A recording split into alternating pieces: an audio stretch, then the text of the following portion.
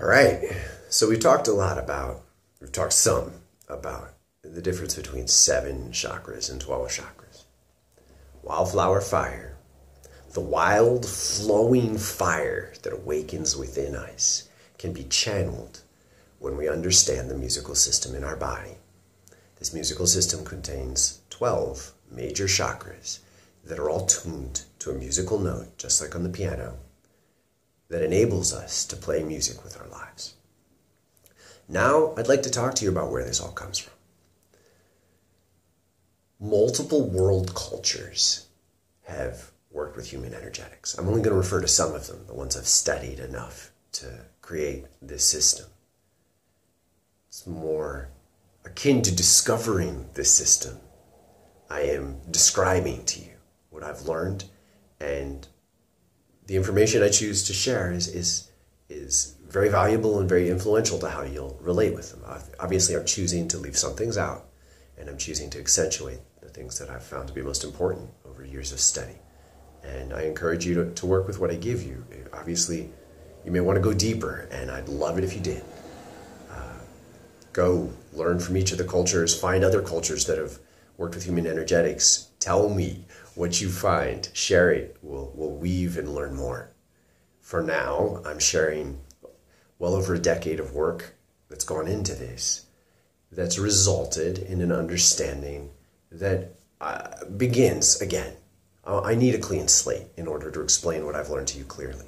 If I tried to bring you in to this system based primarily on one culture or another, it gets too complicated. I've made severe choices to just block certain aspects of energetics and chakra work out because I believe they're not primarily relevant to our culture, and they inhibit a lot of the influence that we can have if we focus differently. So, as I said, please learn more, go deeper, and talk to me about it. It's a valuable study that we can do with each other. So, India, the subcontinent of India between the Middle East and China, studied prana. Prana is energy that exists within our body, and their understanding was that apana is energy outside the body. So the energy changes when it gets inside of us, when it becomes part of us. And this energy is mediated by chakras, by energy centers, that they had more than 7 and less. They focused on some more than others. They definitely gave priority to certain chakras. And that priority makes sense when you study it more. The chakra meant wheel of light, and some of the old literature indicates that they even thought of this more like a river, like a stream of energy. And the current of energy that works with our body weaves us with the rest of reality. And it's our capacity to influence this current that shapes our influence over life itself. The more we understand, the more we can do. The more we just let it happen, the more we're pushed around. The system we've inherited largely came from there. One of the most profound avenues was the Theosophists. They were late 1800s spiritualists from England and some from America who went to India, learned, and came back and brought this information. And what we have is roughly what they gave us. It's been changed a little bit. There were obviously earlier people and later, but this is one of the most crucial connections that bridged our cultures.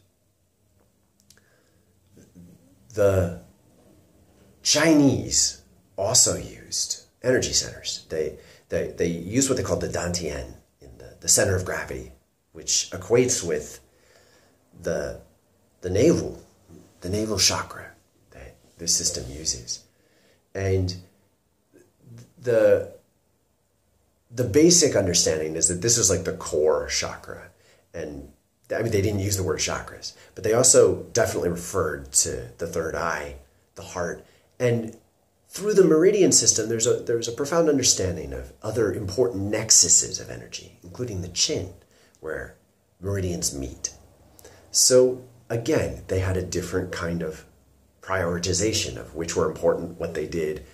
They weren't necessarily understood to be exactly the same thing, and that's important. However, they definitely worked with energetic centers. Their focus was more on the denser energy called Qi. Qi is, on a simple level, exists between the density of prana and the density of physicality.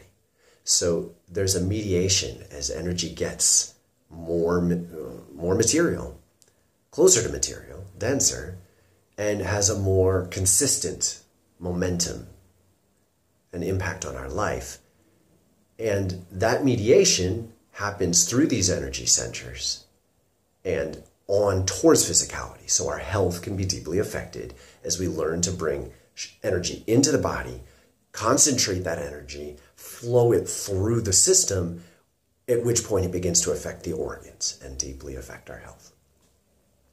So much of their research was more focused there on the meridian system, and less of it worked with what we know of as chakra work, energy center work today.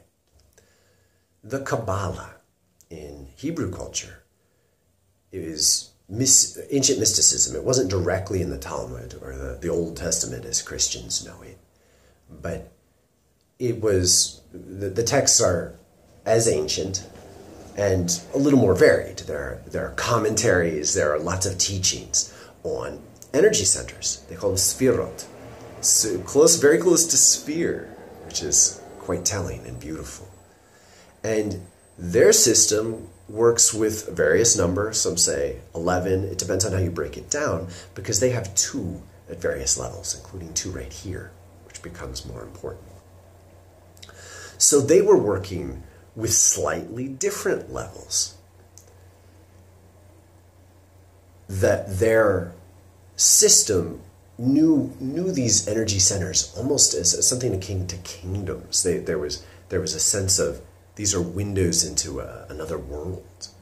So their relationship, yet again, was a different dimension, almost like looking at a similar thing, a similar phenomena from a different angle. And by looking at it from a different angle, they gained insight that is extremely relevant as well. All these cultures are informing the understanding that we can use with each other and that grounds Wildflowerfire. Now, I also want to include a couple other profound insights. The Maya. There's much less known about them.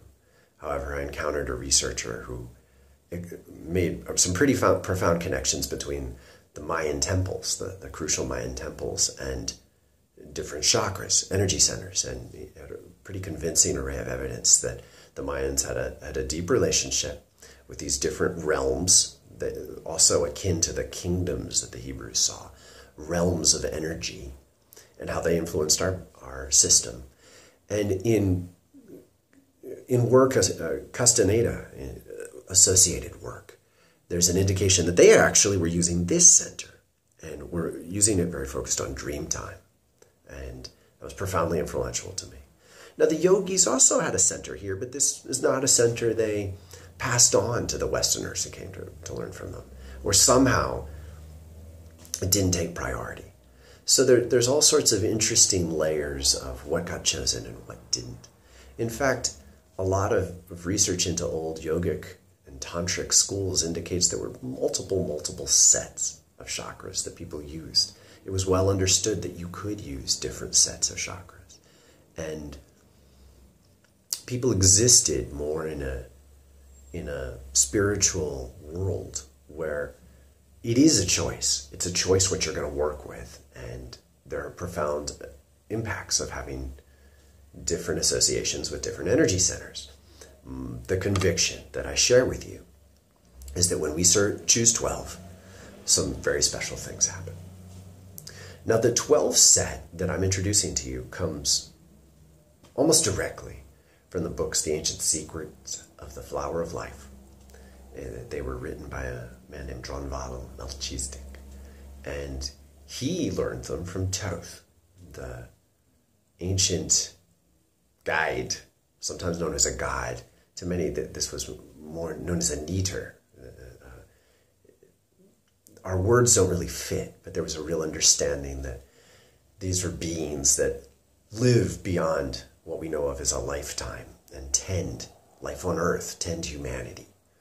Thoth became Hermes, became Mercury. To the Greeks he was Hermes, to the Romans he was Mercury. So he's lasted, and in fact, the caduceus, there's a staff with snakes around it and wings at the top, is the symbol of medicine. Thoth was the progenitor, the founder of medicine for the Greeks. Hermes was the patron guardian angel of medicine. And at the heart of what they understood of as medicine was this symbol for the human energy system. And yet somehow our relationship to that has been lost as the focus on the material has dominated. Well, these books relay from Thoth this set of 12. This set of 12 is very simply broken down on an average body type with this particular length, the same length between the pupils, and it can actually be found in multiple other places in the body's construction, on the surface of the body. And when you do that from here to here, boom, boom, and another video talks about this, all the way down the body, from the root to the crown, you have 12 spots. The idea here is that the important distance is on the skin. It's not within, which doesn't make sense at first. It seems counterintuitive. However, as you begin to work with energetics more and more, this counterintuitive insight becomes much more relevant. It makes more sense that it is the dimension of surface on the skin that matters. That from other angles, angels, the perspective on what it is for a human to be alive is quite different than in three-dimensional reality. And they essentially have the capacity to play us by focusing their attention on these different spots that are equidistant on our body.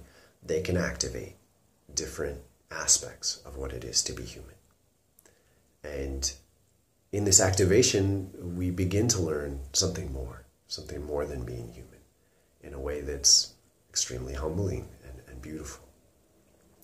So the contention by this model is that all these different cultures have nurtured different aspects of the human energetic system. And that in nurturing these aspects of the human energetic system, we have the opportunity to bring together the insights and learn from them what it is to have a multi-dimensional relationship to being alive, where it's not just 1 + 1 + 1. We get the Chinese and the yogic and the Hebrew and the Egyptian, the best of them. We get their insights in a way that creates a whole that is much greater than the sum of its parts. And it is in this magic that Wildflowerfire begins. We've cut out some aspects of this work to make it clear, to focus, and to stay simple. And in the simplicity, we gain musicality, we gain harmony, we gain an understanding of how the relationships between these energy centers work that enables us to make simple, clear choices that can have a profound effect on a normal life, bringing this out of mystical, esoteric land and into the practical. What is it to be alive? How can learning this stuff matter to you? And that is what I hope you will begin engaging to learn.